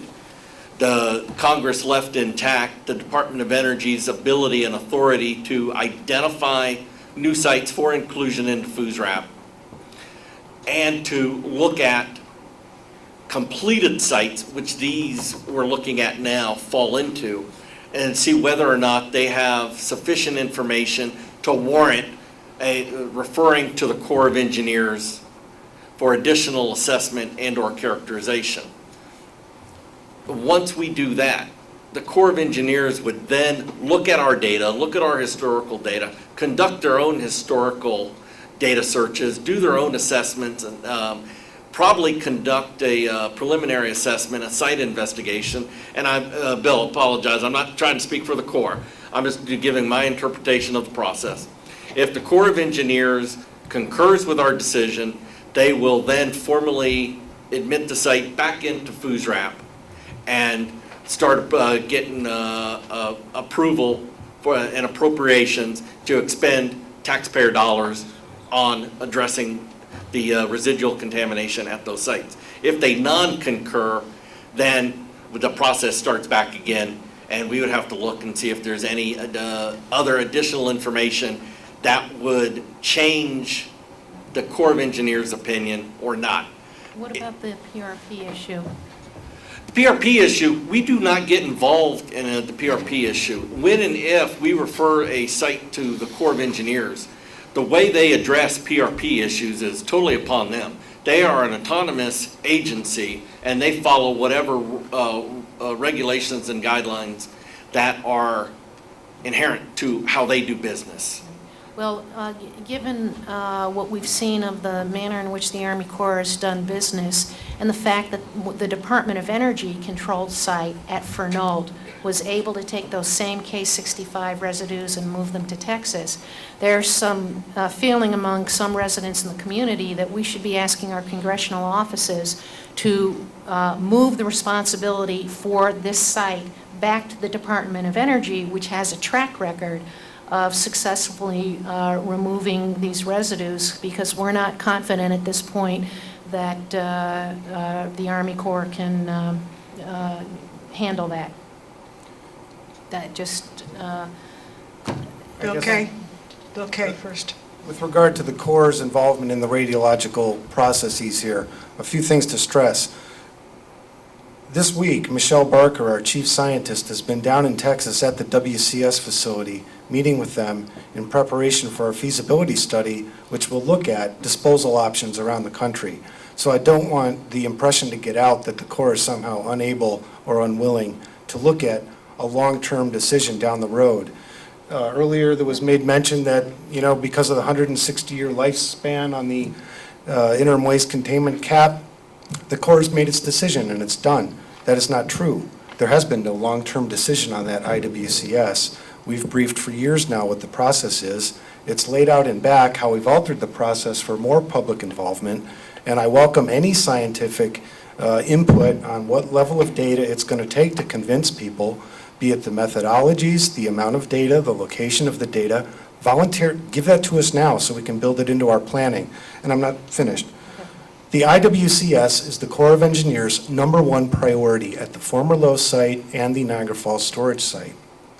If today, given the data that we have, a closed vicinity property were referred to the Corps, hypothetically, there is no data or public risk out there that would cause us to get distracted off of the IWCS. There is not the public health risk or threat to cause us to change priorities, so there is no effort to accelerate any work on an open or closed VP at this point with what we have. Until we get to a decision on the IWCS, unless there is some imminent and very clear and present danger to the public, we're staying focused on that IWCS. And I want to make sure everybody understands that. And so any perception that there's a shift in priorities or some other business going on that indicates we are accelerating consideration on VPs is not true. I'm just trying to understand. Do I understand you correctly? You mentioned 160 years. Are you saying that that satisfies the circular requirement or the 10 CFR 4? No, I am absolutely Appendix not. A requirement? No, that's what I heard, and I am telling you that is not the case.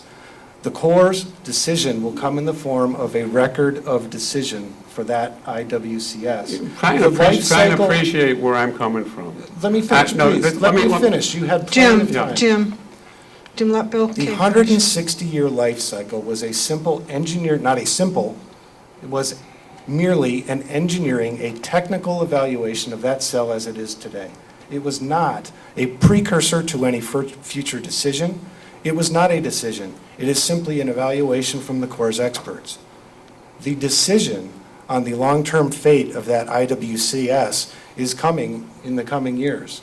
We have not even started to evaluate all the options available to us. To any rational organization based in scientific principles, who understands the site conditions, who understands the current existing siting regulations, that site does not meet 10 CFR Part 40 Appendix A criteria for a long-term storage. It will not meet, and so, further delay simply raises the long-term cost of dealing with this. That's all I have to say. And I would agree entirely with Amy's point that the Army Corps is not the one here. Congress made a serious mistake in 1998 when it turned this site over to Army Corps, and Louise Slaughter was involved in that. So I would suggest that the community seriously look at Louise Slaughter. She is not delivering on this site. Additional comments, questions, or statements? I'll just make one other statement, to that comment about delivery on the site. There have been a number of different initiatives that the Congresswoman has contributed that have been concerns of the local community. We've heard from, in response to concerns we had for funding that was needed for the Community Low project, the Congresswoman had helped secure the funds to make that possible. And as well, a long-standing concern with the town of Lewiston on the former wastewater facility with hazards that posed. she was able to work to secure funding this year to address a lot of those hazards. So I would, clarify that paramount are the safety and concern, and the safety and the health of residents in the district, and that's paramount to Congresswoman Slaughter. Thank you. Mr. McGreevy, I'm sorry, I can't read your name tag. Could you state your name for the court recorder? Ed McGreevy. I was listening to Mr. Clayton's remarks. I don't pretend to understand the issues as some of the people around the table, but I thought I was getting the message from Mr. Clayton that his agency had received from community stakeholders, very valuable tips, questions, issues that they were not aware of and were able to follow up on, and that the communication from the community to the governmental agencies has been valuable.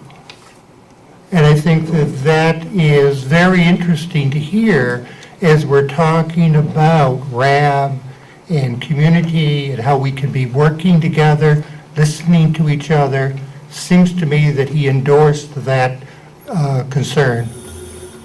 Thank you. Mrs. Rowland? Yes. This is, just before we leave, I don't understand about this plume of the green spot that's over there on your chart. Can you just briefly explain, is that something that we need to be concerned about long range? Bill Frederick, she's talking about the poster that's in the big. The groundwater plumes that are on the poster back there? Yeah, there's a series of plumes. Those are total uranium plumes, which is the metallic, one of the metals that was in the residues and material that was handled on the storage site. And Leaking out, or what? that material, that stuff is already in the groundwater.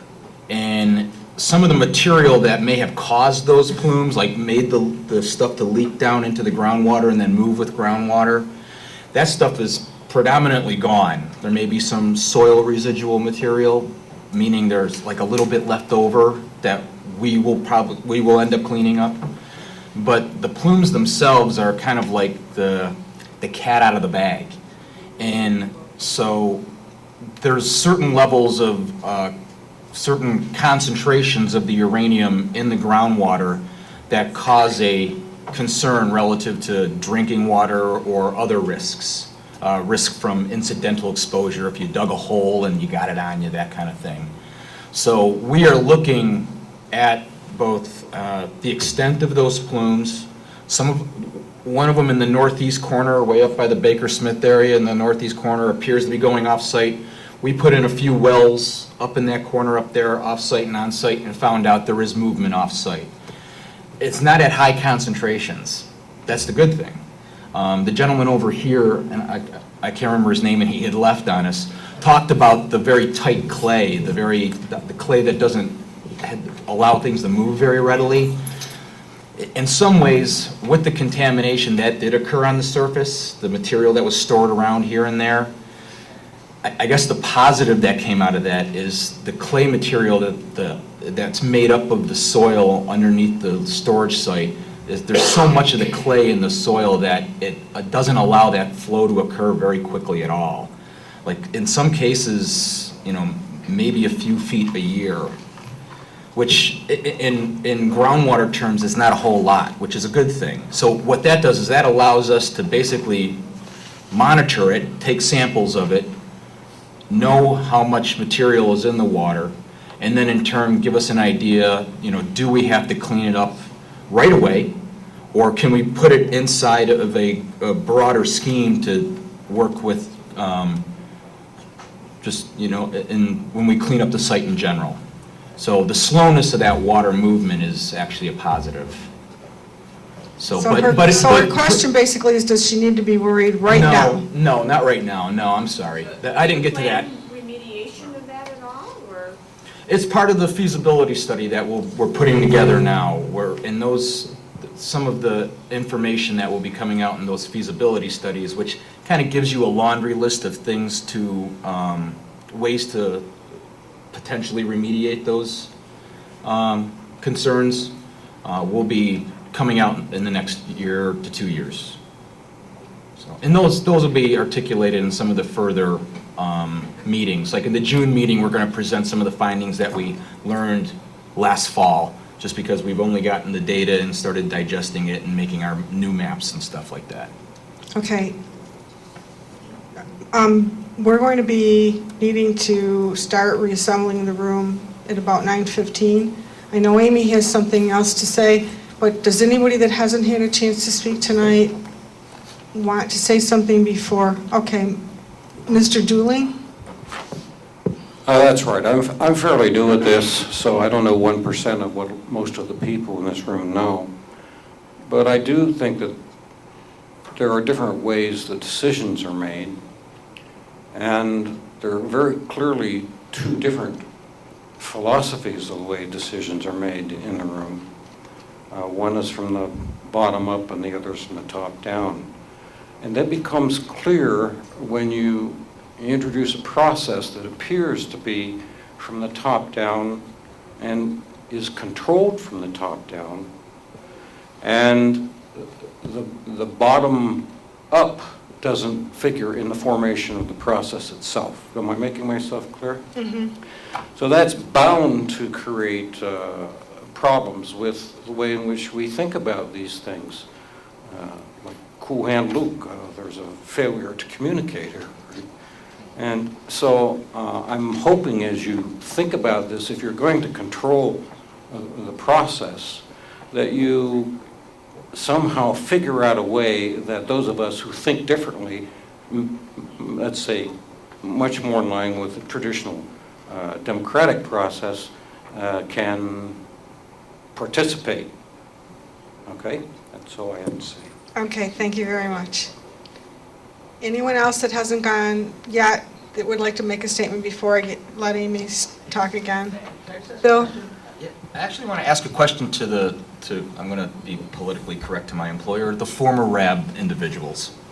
You have confidence in the representatives that signed that letter that you met with a year ago, as well as other leaders of the community, correct? Yes. Okay. Now, if we were to solicit for a new RAB, when we solicit for a new RAB, some of those people, being community leaders, will probably, most likely, if they choose, end up being on the selection committee. Let me just add, many of those people were appointed by the communities. So the people that are on the previous RAB were supported by all the community leaders that you're citing. Correct. Okay. Okay. So what I want to, I'm just asking a question is that if you have confidence in them and you have their ear, and they're some of these themselves or their loyal minions, I guess if you want to call them, will be on the selection committee.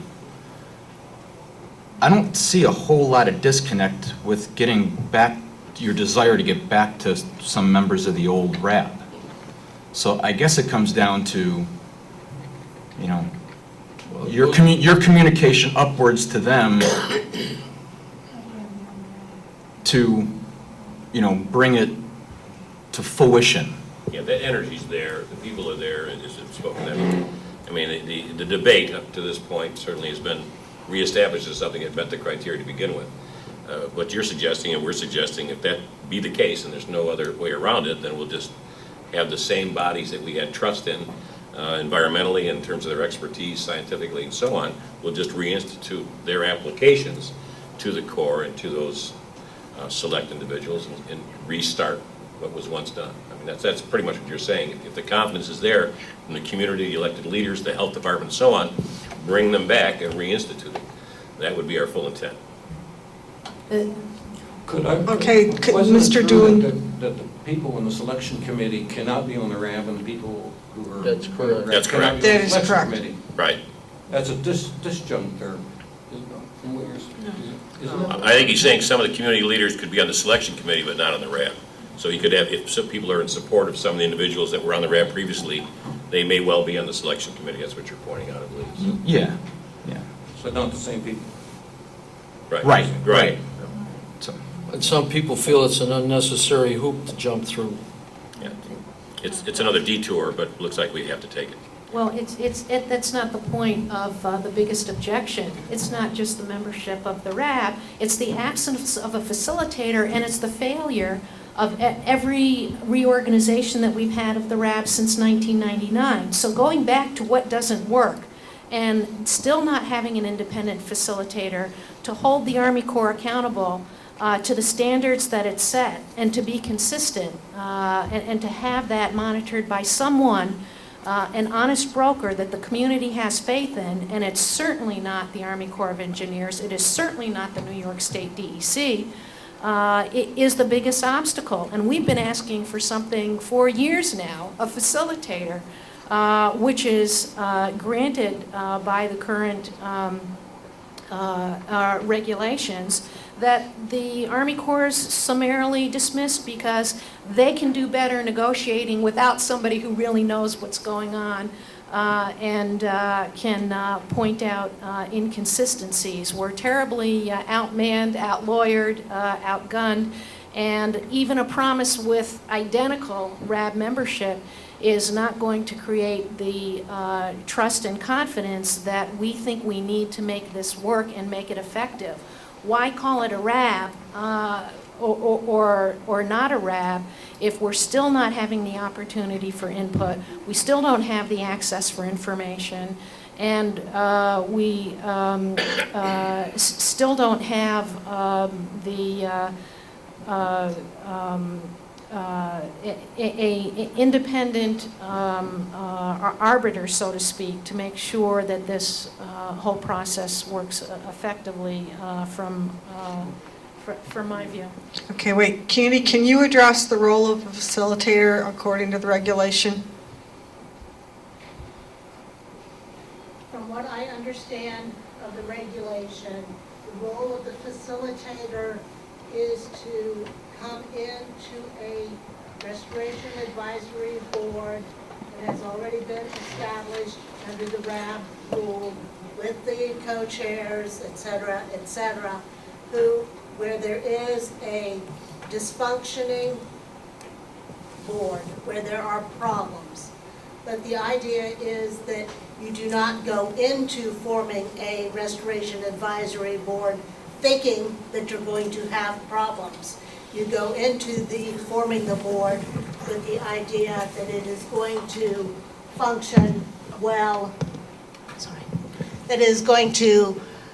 that everyone's going to be committed from the very beginning to making it work. And then if there are problems after it's already been functioning and is underway, then you bring in a facilitator. But the idea is to get the board functioning, and then if there's problems, there may be a need to bring in a facilitator. Bill Kay? I just want to add from what I've heard, from the legal discussions, it's what a facilitator does not do within the core authority in a DERP FUDS RAB, and that would be to facilitate the inclusion of FUSRAP into the RAB, to facilitate changes in federal regulations or laws or policies. That is something that the Corps does not, or the DOD does not use a facilitator to do. And so I just want to make that clear, that that would not be something that could be supported.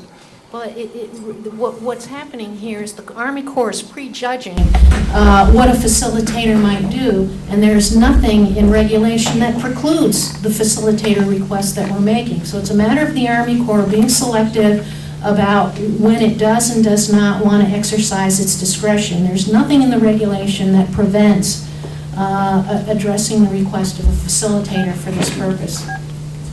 And to start, throwing out issues that may be obstacles and making an assumption as to where the stakeholders are going to be in that process is the whole reason why we ask for a facilitator to begin with.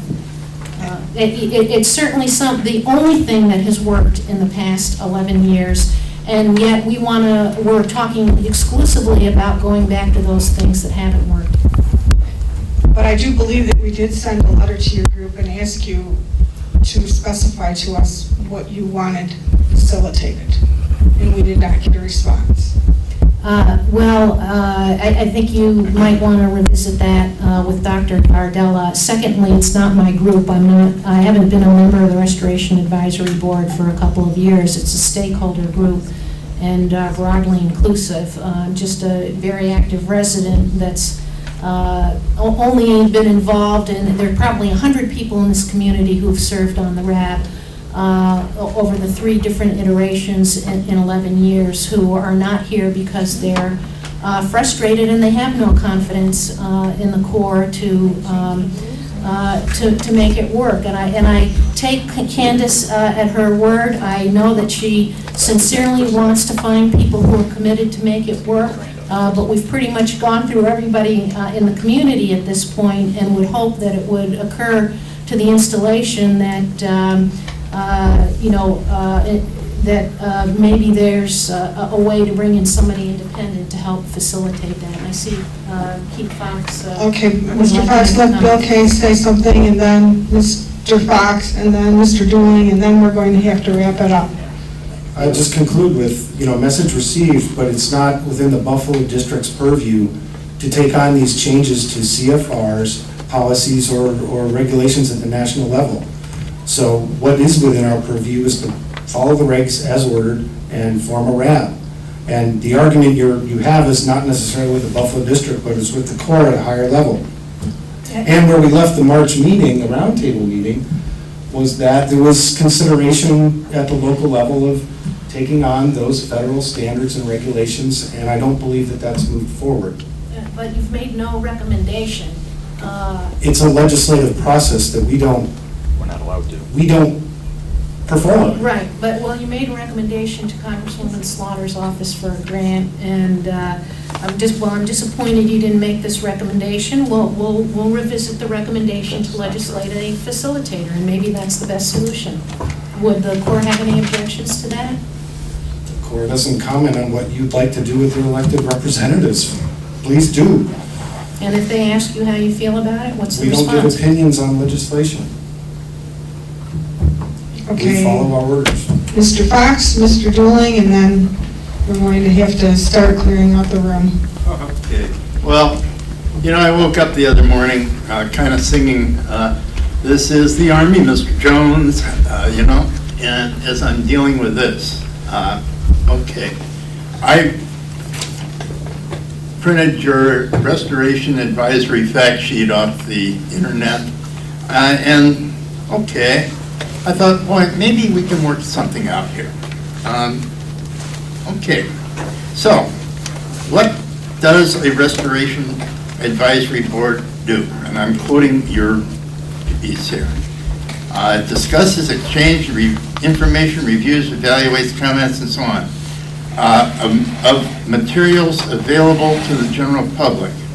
Okay, well, that tells me that there's other information that's not available to the public. And what are you hiding? Okay, I'm curious. I follow the input on restoration studies and so on, would go through these different people and so on and so forth. And then it goes down and says, but they are not a decision-making or advisory body. Okay, well, why are we calling it an advisory board if you can't advise? So, you're going in a circle here and saying, so, okay, it ends up that there isn't really much anything there, and I'm not sure that we want a lot of our very technical people are willing to enlist in your Army process, and that's all I will say. Okay. Thank you. Mr. Dooley? This is a bit anticlimactic, but the 2007 handbook, what was in operation when the supposed RAB was formed earlier? Being a newcomer, I don't really know that, but it seems to me like this is what we called ex post facto. That is, you have a new set of rules put into place afterwards, and then you apply them, which denies the validity of what was operating initially. And that's a general principle that is denied in our democratic traditions again. Okay, there was core guidance in the early years for restoration advisory boards, and when the regulation went into effect, the core guidance was no longer in effect. And so, one short comment because we need to go.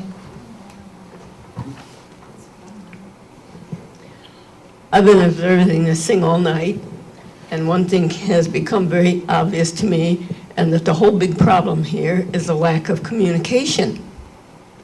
The residents are frustrated, and they mistrust the Corps. The Corps is on the defensive, and they're shielding themselves with all these regulations and formalities and stuff. What you really need to do is drop all that formality, get together sometime and have an informal, over a cup of coffee, let's get acquainted on a first-name basis type of thing. Nothing chiseled in stone or anything, just more or less a get acquainted where you could develop a little rapport, build up a little trust, get to know each other, get to unload a little bit, and not feel that you have to be behind a regulation or something, that you can just, let us say, share ideas. Nothing formal, nothing to get put in print or anything. It would go a long, long way towards solving a lot of the trouble here, because the bottom line is lack of communication, which is generating mistrust, defensiveness. Thank you. Could you state your name for the court recorder? Jane Richardson. I live on East Avenue, east of the village of Youngstown, northwest, about 1 mile northwest of the LOOW site. Okay. And I have lived here most of my life. I've been, I was on East Avenue back when it was the old Poverty Ridge and a dirt road. I've been here 73 years. Well, thank you very much for your input. With that, I'd like Please to give thank it some everyone for serious coming. consideration. And we will have to rearrange the room and get out of here by 9:30, so thank you very much.